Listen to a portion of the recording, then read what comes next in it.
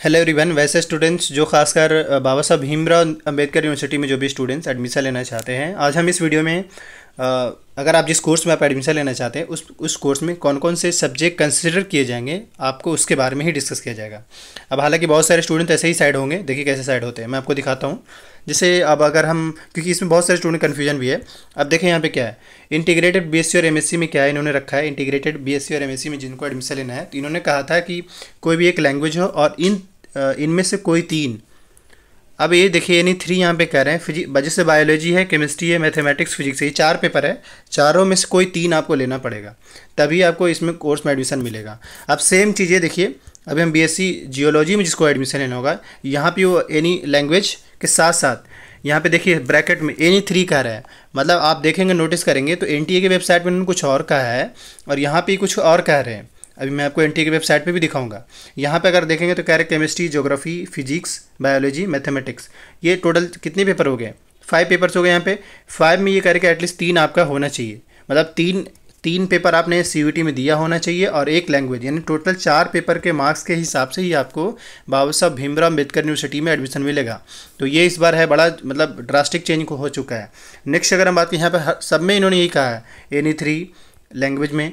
अब इस तरीके से मान लीजिए जिनको बी ऑनर्स पब्लिक एडमिनिस्ट्रेशन में एडमिशन लेना होगा तो सेम चीज़ यहाँ पे भी एनी 3 समझ में आ रहा है कि नहीं। मतलब इन सभी में 3 सब्जेक्ट आपको होना चाहिए, 3 पेपर दिए होना चाहिए और साथ ही एक लैंग्वेज, यानी 4 पेपर का एग्जाम अगर दिए हैं तभी आपको बी ऑनर्स पब्लिक एडमिनिस्ट्रेशन मिलेगा, वरना नहीं मिलेगा। जो हिसाब से प्रोस्पेक्टस में मेंशन किया मैं उसी हिसाब से बता रहा हूँ। अब इसके बाद नेक्स्ट बाकी कोर्स को लेकर, जैसे बीकॉम ऑनर्स में इन्होंने क्या कहा है, बीकॉम ऑनर्स में भी 3 चीज़ें कह दिया है कि भाई accountancy, business studies, computer science, economic, इन सब में अगर मतलब इन सभी पेपर में कोई 3 पेपर आपने दिया हुआ होना चाहिए और साथ में एक लैंग्वेज, चाहे वो हिंदी हो या वटएवर जो भी लैंग्वेज हो। टोटल 4 पेपर के हिसाब से आपको बीकॉम में एडमिशन मिलेगा।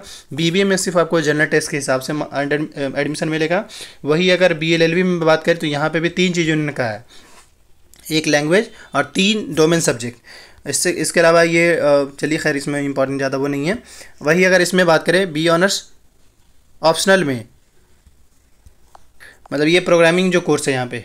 अब अगर इसमें बात करें तो देखिए इसमें यहाँ मामला ठीक ठाक है, जनरल टेस्ट यहाँ से और आपके लैंग्वेज चेक किए जाएंगे। तो 2 चीज़ें यहाँ पे मतलब अगर B honours optional history, political science, public administration, sociology, economics, English, इन सब में किसी भी कोर्स में एडमिशन चाहिए तो आपको लैंग्वेज देखा जाएगा और जनरल टेस्ट के हिसाब से मिलेगा। इस तरीके से बाकी कोर्स का भी ये है, आप देख लीजिए थोड़ा सा। मुझे जो एक आइडिया देना था मैंने आपको आइडिया दे दिया कि हाँ भाई क्या होने वाला है इस बार। वही बीसीए में भी इन्होंने यही कह रखा है, इनमें से कोई 3 सब्जेक्ट और एक लैंग्वेज सब्जेक्ट अगर है देन आप इसमें एलिजिबल है, देन आपको एडमिशन मिलेगा।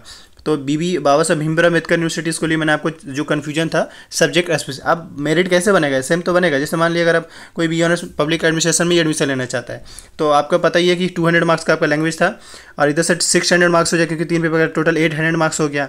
अब 800 मार्क्स में कम से कम तो कट ऑफ जो होगा वो अराउंड 500 के आसपास जा ही सकता है, 500 या 400 तो मिनिमम जा ही सकते हैं इसमें कट ऑफ। बाकी मतलब मैं यही कहना चाहूँ, क्योंकि अभी किसी भी स्टूडेंट को मुझे पता नहीं कि हाँ भाई आपके कितने मार्क्स आ रहे हैं।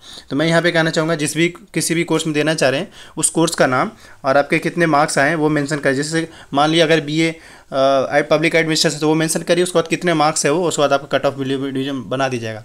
मगर मैं ये भी कहना चाह रहा हूँ आपके रिजल्ट इसी वीक में हो सकता है, होपफुली आ जाए, वरना आने वाले वीक में होपफुली आ सकते हैं या आ जाएंगे। बाकी कोई भी क्वेरी हो कमेंट